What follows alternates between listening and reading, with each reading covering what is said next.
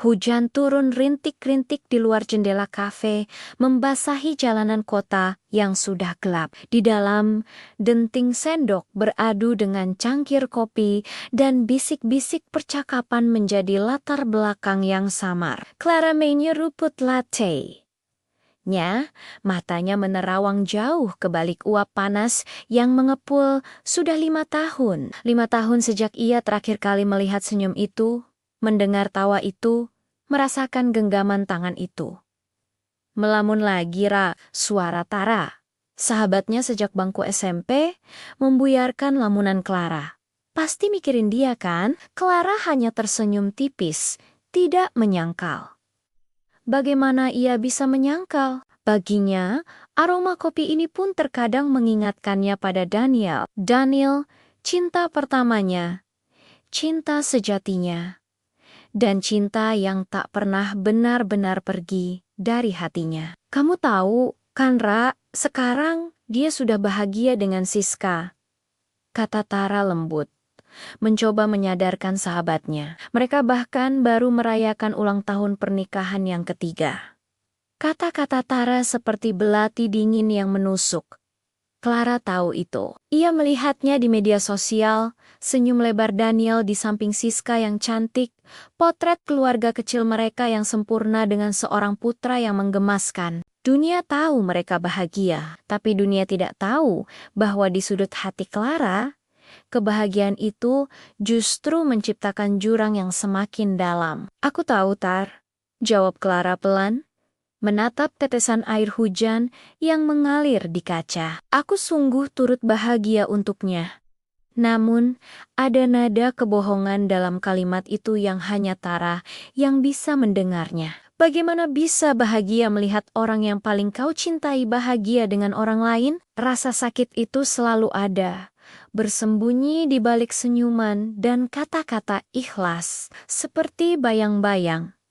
Ia selalu mengikutinya, tak pernah benar-benar pergi. Dulu, Clara dan Daniel adalah sepasang kekasih yang tak terpisahkan. Mereka punya mimpi yang sama, masa depan yang dibayangkan bersama.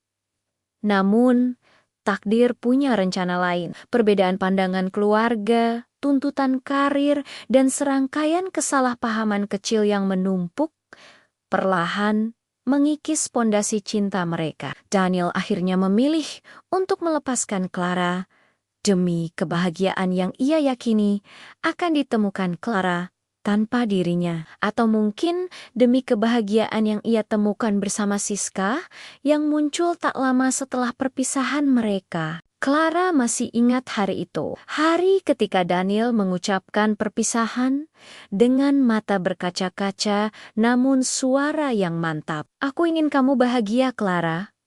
Dan sepertinya kebahagiaan itu bukan bersamaku.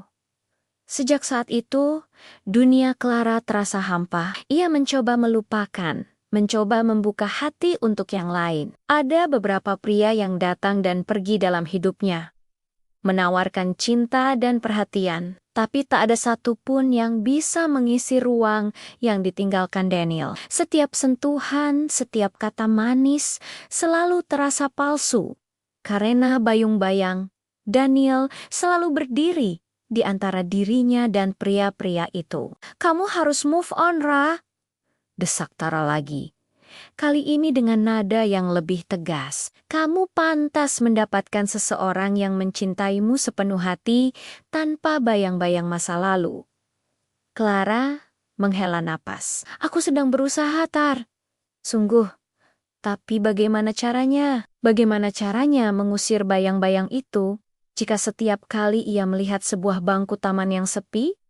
Ia teringat saat Daniel menggenggam tangannya di sana. Jika setiap kali ia mendengar lagu tertentu di radio, ia teringat saat mereka berdansa konyol diiringi lagu itu. Jika setiap kali ia mencium aroma hujan, ia teringat saat Daniel memayunginya di bawah derasnya hujan, dan mereka tertawa lepas. Kenangan itu bukan sekadar ingatan, melainkan bagian dari dirinya, bagian dari jiwanya yang telah terukir permanen oleh Daniel. Malam itu, saat Clara tiba di apartemennya yang sepi, Ia menatap pantulan dirinya di cermin. Seorang wanita berusia hampir 30 tahun dengan mata yang menyimpan kesedihan yang dalam, namun berusaha keras terlihat baik-baik saja. Ia merogoh laci nakas, mengeluarkan sebuah kotak kecil dari kayu cendana. Di dalamnya tersimpan foto mereka berdua saat mereka masih muda dan penuh harapan. Wajah Daniel muda yang penuh cinta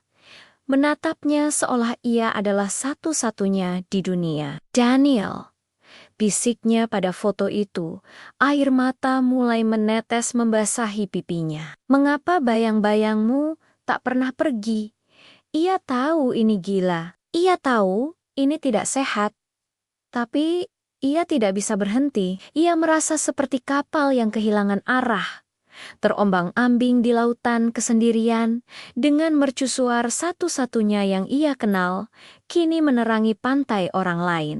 Clara memejamkan mata, mencoba membayangkan Daniel di sampingnya, hanya membayangkan. Tapi bayangan itu terasa begitu nyata, begitu kuat, seolah Daniel benar-benar ada di sana, memeluknya dan mengatakan semuanya akan baik-baik saja. Namun, ketika ia membuka mata, yang ada hanyalah kegelapan dan kesunyian apartemennya, dan bayang-bayang Daniel yang tak pernah pergi. Pagi itu, Clara berusaha menepis sisa-sisa kesedihan semalam. Ia memutuskan untuk menyibukkan diri di kantor. Sebagai seorang desainer grafis senior di sebuah agensi periklanan, pekerjaannya selalu menuntut fokus dan kreativitas. Namun, hari ini terasa berbeda. Setiap goresan pena digital, setiap pemilihan warna, seolah-olah hambar. Pikirannya masih dipenuhi bayang-bayang masa lalu. Clara,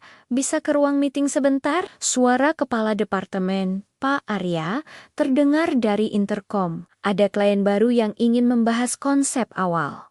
Clara menghela napas, berusaha memasang senyum profesional. Ini adalah bagian dari pekerjaannya, dan ia tidak boleh mengecewakan. Ia merapikan rambutnya dan melangkah menuju ruang meeting. Saat pintu ruang meeting terbuka, jantung Clara serasa berhenti berdetak. Dunia di sekelilingnya seolah membeku.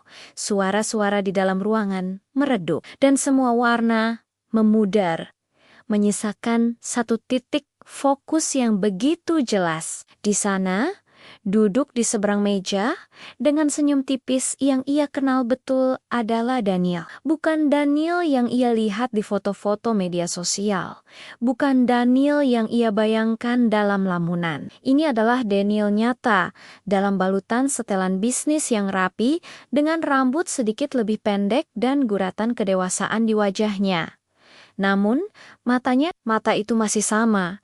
Mata yang pernah menatapnya dengan begitu banyak cinta. Daniel juga terlihat terkejut. Senyumnya sedikit memudar, digantikan ekspresi kaget yang sama seperti Clara. Selama beberapa detik yang terasa seperti keabadian, mata mereka bertemu, mengunci satu sama lain. Kenangan berkelebat di benak Clara, cepat dan menyakitkan, seperti kilat di tengah badai. Clara, ini Daniel Pratama dari Pratama Group. Pak Arya memperkenalkan, memecah keheningan canggung. Dan Daniel, ini Clara Wijaya, desainer senior terbaik kami. Clara berhasil menarik napas meskipun terasa berat. Ia memaksakan senyum tipis dan mengulurkan tangannya yang sedikit bergetar. Senang bertemu Anda, Pak Daniel.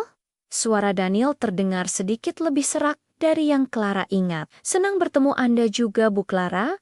Genggaman tangan mereka singkat, namun listrik statis yang menjalari seolah membakar kulit Clara.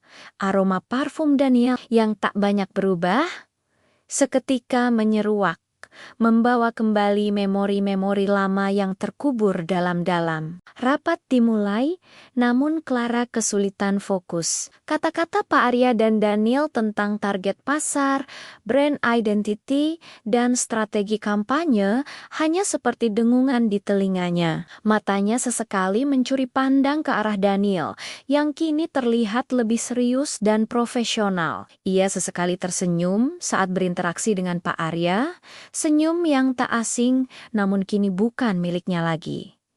Clara terus mengingatkan dirinya. Dia adalah klien, dia sudah menikah, dia adalah masa lalu. Namun, hati kecilnya memberontak. Bagaimana bisa masa lalu terasa begitu hidup, begitu nyata, hanya dengan satu pertemuan tak terduga. Setelah rapat selesai, Daniel menatap Clara lagi. Kali ini dengan tatapan yang lebih lama, seolah ingin mengatakan sesuatu. Namun, ia hanya mengangguk kecil sebelum pamit. Terima kasih atas waktu dan ide-idenya. Saya tunggu draft awalnya, Bu Clara tentu, Pak Daniel. Jawab Clara, suaranya nyaris berbisik. Ketika Daniel dan Pak Arya keluar dari ruangan, Clara terduduk lemas di kursinya.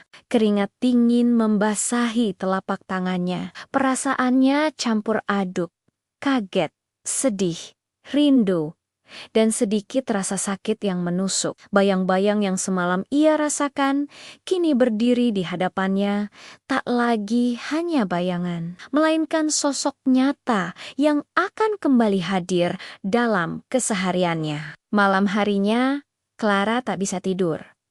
Pertemuan dengan Daniel terus berputar di benaknya. Ia mencoba meyakinkan dirinya bahwa ini hanya kebetulan profesional.